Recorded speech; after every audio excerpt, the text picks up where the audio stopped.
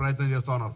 Yes, మా election promise ఉంది, కానీ మీరు చేసిన ఆర్థిక సంక్షోభం, ఆర్థిక విధ్వంసం వల్ల ఆ పథకాన్ని అమలు చేయలేకపోతుండొచ్చు. తప్పకుండా నా తెలంగాణ రాష్ట్ర ఆటో కార్మికులందరికీ విజ్ఞప్తి చేస్తాను, అది తప్పకుండా అమలు చేస్తాం.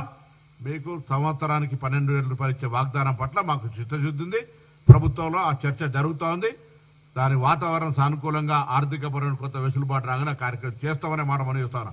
కానీ మీరు అసలు ఉన్నది ఉంచుకున్నది లేనట్టుగా మొత్తంగా ఆటోలకు సంబంధించినటువంటి కొత్త లైసెన్స్ ఇయ్యక, పర్మిట్ ఇయ్యక, కొత్త ఉపాధి అవకాశం ఇవ్వకపోతే 2012లో బొత్స సత్యనారాయణ గారు ఇచ్చిన తర్వాత ఇయ్యాలటి వరకు మళ్ళీ ప్రభుత్వం మేము ఇవాళ ఇక్కడ నిరుద్యోగ యువత ఆటో ఉపాధి మీద ఆధారపడి బతికేటోళ్ళ కోసం కొత్త ఆటోలు ఇచ్చినాం, రండి చూపిస్తాం. అదే కొత్త ఆటోలతోటి ఎన్నడో నాడు మీ నాయకత్వం మీ కార్యాలయం ముందర ర్యాలీ తీసుకొచ్చి మేము కూడా ప్రవేశపెట్టి చూపెడతాం ఆటోలకు సంబంధించి ఏ విధంగా వ్యవహారం జరుగుతూ ఉందో.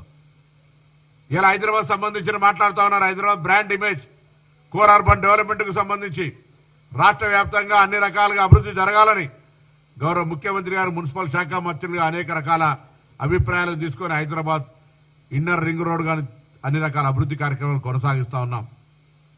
జిహెచ్ఎంసీ కావచ్చు, మెట్రో వాటర్ వర్క్స్ కావచ్చు, హెచ్ఎండిఏ కావచ్చు, అన్ని రకాల అభివృద్ధి సమీక్షించుకుంటా ఉన్నాం.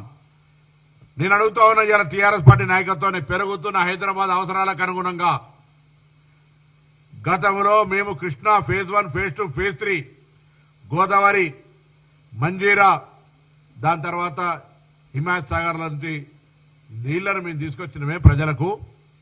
మీరు ఎన్నడైనా ఒక చుక్క ఎమ్మెల్డీ వాటర్ తీసుకురావడానికి హైదరాబాద్ కు 10 సంవత్సరాలుగా మీ ప్రభుత్వం ఎన్నడైనా ప్రయత్నం చేసిందా అని అడుగుతా ఉన్నా. పెరుగుతున్న హైదరాబాద్ నీటి అవసరాలను తీర్చడానికి సంబంధించి గత ప్రభుత్వంగా మీరు 10 సంవత్సరాలుగా ఎన్నడైనా ఒక నీళ్ల చుక్క రేవడానికి మీరు ఎన్నడైనా ప్రణాళిక సిద్ధం చేసిరని అడుగుతా ఉన్నాం. ఇలా ఒక మాట, ప్రయత్నం ఇంటర్నల్ గా హైదరాబాద్ బ్రాండ్ ఇమేజ్ తో పాటుగా ప్రజల సౌకర్యాలను కలిగియడానికి ఇక్కడ ఉండబడేటువంటి అన్ని రకాల వ్యవస్థల, రియల్ ఎస్టేట్ కావచ్చు, టూరిజం కావచ్చు, మెడికల్ అండ్ హెల్త్ కావచ్చు, ఎడ్యుకేషన్ కావచ్చు, ఇన్ఫ్రాస్ట్రక్చర్ కావచ్చు, ఇలా డెఫినెట్లీ హైదరాబాద్ సంబంధించిన విషయంలో అన్ని రంగాల్లో మేము ప్లానింగ్ చేసుకొని పోతా ఉన్నాం. గతంలో చేపట్టినటువంటి అనేకమైనటువంటి పెద్ద పెద్ద భారీ పరిశ్రమలు కావచ్చు, ఔటర్ రింగ్ రోడ్లు కావచ్చు, ఎయిర్పోర్ట్లు కావచ్చు, లేదా గతంలో నిజాం కాలంలో నిర్మించినటువంటి ఆనాటి చారిత్రాత్మకాలు తప్ప ఆర్భాటాలకు కట్టేటువంటి సెక్రటరీ తప్ప, ప్రజాభవన్లు ప్రజలకు సంబంధించి తప్ప మీరు ఏమి నిర్మాణాత్మకంగా పేదలకు ఉపయోగపడే పనిచేశారని అడుగుతా ఉన్నాం. అందుకే ఇలా ప్రజలు ఆలోచన చేయాల్సిన అవసరం ఉంది. అభివృద్ధి కావాలనుకుని కంటోన్మెంట్ ప్రజలు ఉప ఎన్నికల్లో ఏ విధంగా అయితే కాంగ్రెస్ గెలిపించినారో అదే పద్ధతిలో జూబ్లీహిల్స్ లో కూడా ఉప ఎన్నికల కాంగ్రెస్ గెలిపించి ప్రజాప్రభుత్వం చేస్తున్న కార్యక్రమాలను ఇంకా భవిష్యత్తులో క్షేత్రస్థాయికి తీసుకుపోయే విధంగా ఆశీర్వచనం చేయమని చెప్పి కోరుతా ఉన్నాం. నిరంతరంగా ముఖ్యమంత్రి గారు, మంత్రులు, పార్టీ యావత్తుగా ప్రజల సంక్షేమం కొరకు పనిచేస్తుంది. గ్రామీణ ప్రాంతాల్లో రైతులకు, పేదలకు నెలకు సంవత్సరంలో 3,500 ఇండ్లు, రైతులకు సంబంధించిన అన్ని రకాల సౌకర్యాలు, నిరుద్యోగ యువతకు సంబంధించిన ఉద్యోగాలు, వడ్డీ లేని రుణాలతో మహిళలకు సంబంధించిన అనేకమైనటువంటి సోలార్ ప్రాజెక్టులు, ఇందిరమ్మ క్యాంటీన్లు, ఆర్టీసీ బస్సులు, ఈ విధంగా అనేక రకాల కార్యక్రమాలు చేసుకుంటూ పోతా ఉన్నాం.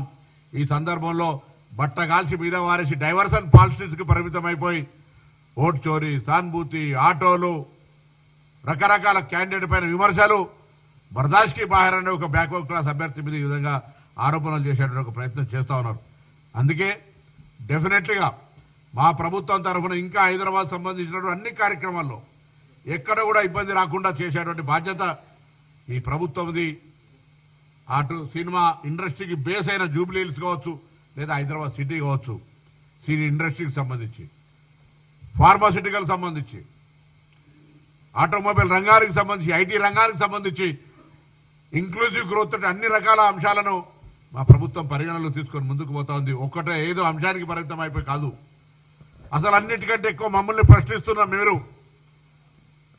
ఇవాళ కాంగ్రెస్ పార్టీకి సంబంధించినటువంటి కొన్ని ప్రశ్నలను అడిగే సందర్భంలో మీరు ఈరోజు టీఆర్ఎస్ పార్టీ మాజీ ఎంపీ, టీఆర్ఎస్ పార్టీ బహిష్కృత నేత, కవిత గారు అడుగుతున్నటువంటి ప్రశ్నలకు జవాబు చెప్పిన తర్వాతనే జూబ్లీహిల్స్ ఓటు అడగేటువంటి హక్కును తీసుకోమని కోరుతా ఉన్నా.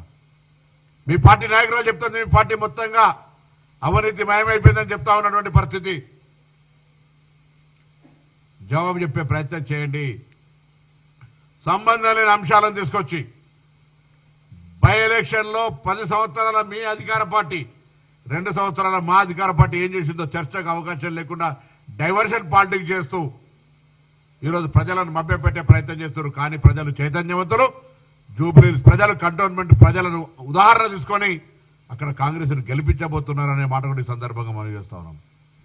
ప్రజలకు విశ్వాసం కలిగిస్తా ఉన్నాం. 3 మంత్రులు 3 నెలలుగా ఆ నియోజకవర్గంలో ఉన్న అనేక సమస్యలు పరిష్కరించడం, భవిష్యత్తులో కూడా విశ్వాసం ఇస్తా ఉన్నాం. అక్కడ ప్రతి గల్లీ అక్కడ సమస్యలు పూర్తిగా నిర్మూలించే బాధ్యత మాది, ప్రభుత్వంది, మొత్తం క్యాబినెట్ది. ఆ యువకుడు శాసనసభ్యుడు గెలిపిండి ఆయన వెంట ఉండి అన్ని రకాల సమస్యలు పరిష్కరిస్తామనేటువంటి మాట కూడా ఈ సందర్భంగా మనం చేస్తా ఉన్నాం. ఒక బలహీన వర్గాల అభ్యర్థికి ఇస్తే ఒకవైపు అందరూ కూడా సానుకూలంగా స్పందించి ఎస్సీ ఎస్టీ బీసీ మైనారిటీలంతా కూడా అక్కడ ప్రజలందరూ కూడా ఆయన పట్ల ఆశీర్వదిస్తుంటే క్యాండిడేట్ క్యారెక్టర్ను అసోసియేషన్ చేసే ప్రయత్నం జరుగుతూ ఉంది. సో ఇవన్నీ దృష్టిలో పెట్టుకొని నేను మరొక్కసారి ప్రజలను కోరుతా ఉన్నాం. అసలు వాస్తవంగా వీళ్ళు బాకీ కార్డు తీసుకొస్తారు. నేను అడుగుతా ఉన్నా, ప్రతి పుట్టే బిడ్డకు 2 లక్షల రూపాయల అప్పు కార్డు మేము మీకు ఇవ్వాలి. మీ ఇంటికి వస్తే మా ఇంటి 5 సభ్యులు 5 10 లక్షలు మాకు ఇచ్చినాక ఉంటాడు అని చెప్పేటువంటి పరిస్థితుల్లో మేము ఇవ్వాలా. వాళ్ళ ఎజెండా మార్చి డైవర్షన్ పాలిటిక్స్ లో ఎక్కడికో తీసుకుపోయే ప్రయత్నం జరుగుతున్నారు. మేము ఓన్లీ జూబ్లీహిల్స్ ఉప ఎన్నిక, జూబ్లీహిల్స్ ఎన్నిక అభివృద్ధి, జూబ్లీహిల్స్ ఎన్నికల ప్రజల సంక్షేమం సంబంధించిన ఆలోచన మాట్లాడుతూ ఉన్నాం. 10 సంవత్సరాలు నిర్లక్ష్యమైన ఈ కాన్స్టిట్యున్సీని ఏ విధంగా తీసుకుపోవాలి, 10 ఏళ్లలో మీరు చేయలేంది 2 నెలల్లో ఏ విధంగా చేస్తా ఉన్నాం మేము చూపెట్టే ప్రయత్నం చేస్తా ఉన్నాం. ఇది ప్రజలు ఆలోచన చేస్తా ఉన్నాం. అందుకే తప్పకుండా నేను అడుగుతా ఉన్నా, ఆనరేబుల్ సెంట్రల్ మినిస్టర్,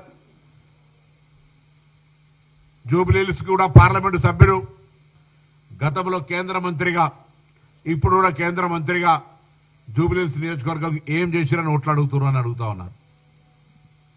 మీరు టీఆర్ఎస్ కుమ్ముక్కై బల్లిక బకరాలాగా తీసుకొచ్చి ఆయనను పెట్టి పాపం రామచంద్రరావు గారు చూస్తున్న జాలి కలుగుతోంది. రాష్ట్ర బీజేపీ